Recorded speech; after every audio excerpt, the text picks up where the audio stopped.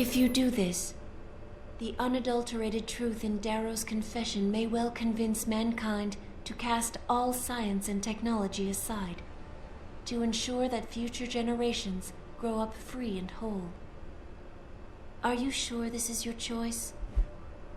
So be it then.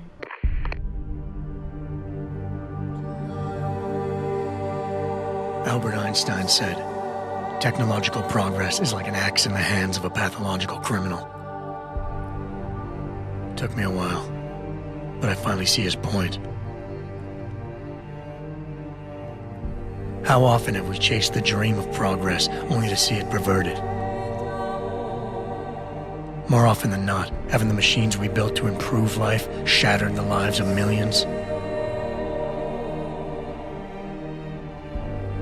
And now we want to turn that dream on ourselves to fundamentally improve who we are.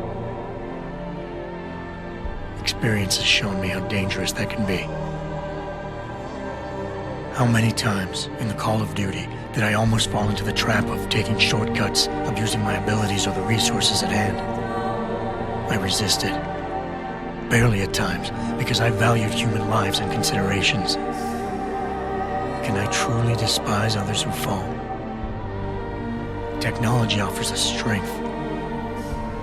Strength enables dominance, and dominance paves the way for abuse. Darrow understood this. He knew that using technology to become something more than we are risks losing our ability to love, aspire, or make moral choices.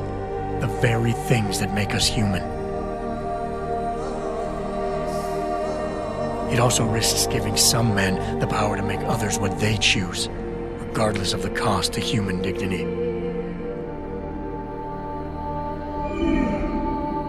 The suffering Darrow inflicted is not the end of the world. It is merely the seed for change. And change never comes without pain.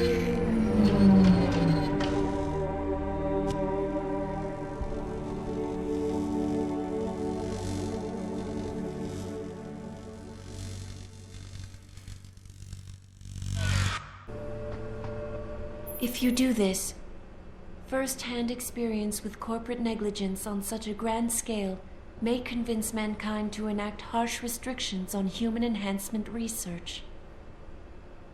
Are you sure this is your choice? So be it then. Freedom. To those who don't have it, it's more valuable than gold. But where should it start and end?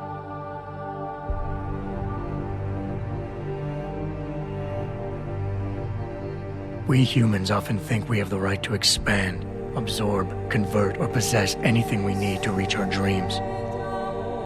But time and time again, hasn't this led to conflicts with others who essentially believe the same thing?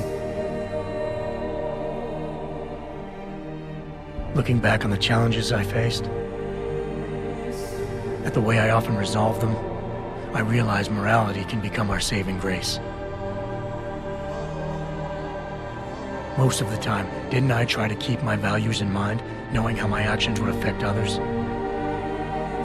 More often than not, I resisted the urge to abuse power and resources simply to reach my goals more swiftly. I managed to hang on to my humanity. But the temptation to ignore it was always there. It's that temptation that so worries Taggart. He's not afraid of freedom.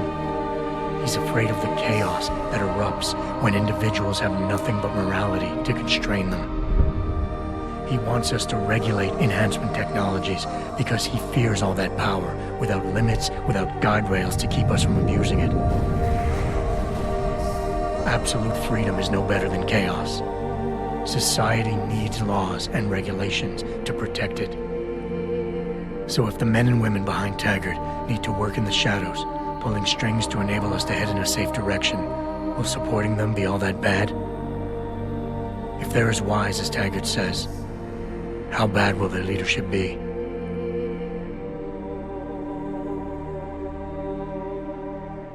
I just hope they stand by what they say.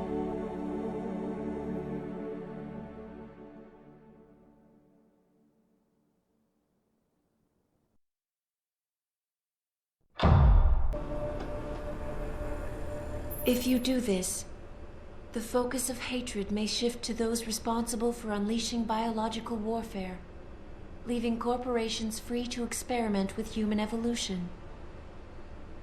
Are you sure this is your choice? So be it then. Sarif was right about one thing. It's in our nature to want to rise above our limits. Think about it. We were cold, so we harnessed fire. We were weak, so we invented tools. Every time we met an obstacle, we used creativity and ingenuity to overcome it. The cycle is inevitable. But will the outcome always be good?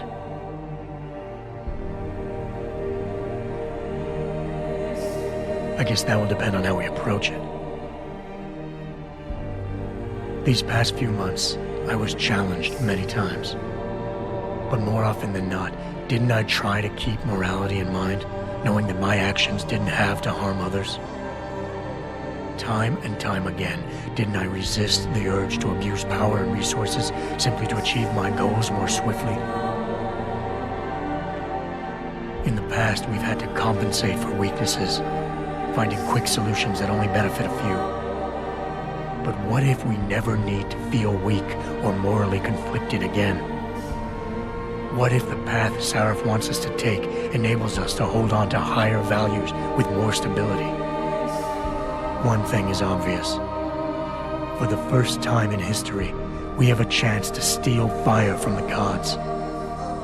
To turn away from it now, to stop pursuing a future in which technology and biology combine, leading to the promise of a singularity, would mean to deny the very essence of who we are. No doubt the road to get there will be bumpy, hurting some people along the way. But won't achieving the dream be worth it?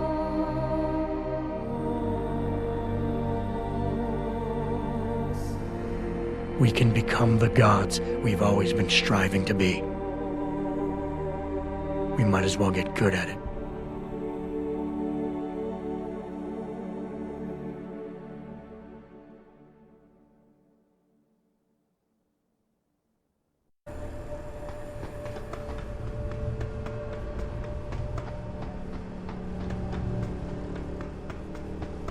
If you do this, the world will be left with questions and may never reach a consensus.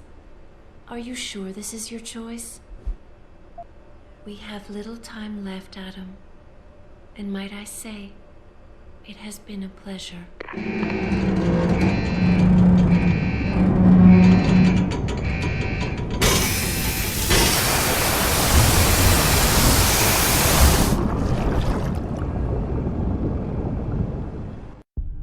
Do I trust mankind to save itself? That's what Eliza was asking.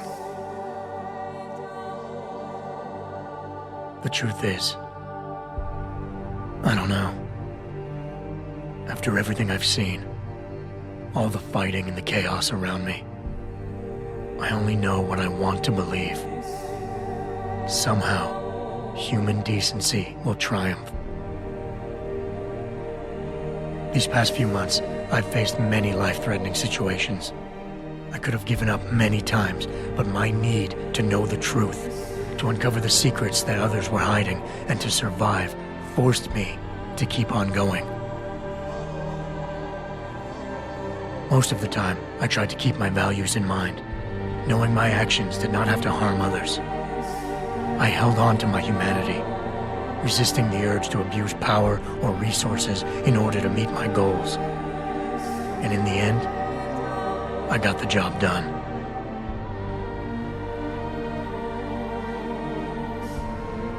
But does this mean I have the right to choose for everyone? No. Because it isn't up to me. It isn't up to Darrow, Sarif, or Taggart either. Ordinary men and women will have to decide together what course mankind should take. The kind of people who time and time again have picked and chosen the future in highly practical ways, slowing change when it's negative, speeding it up when it's good. Can they do it again? I don't know.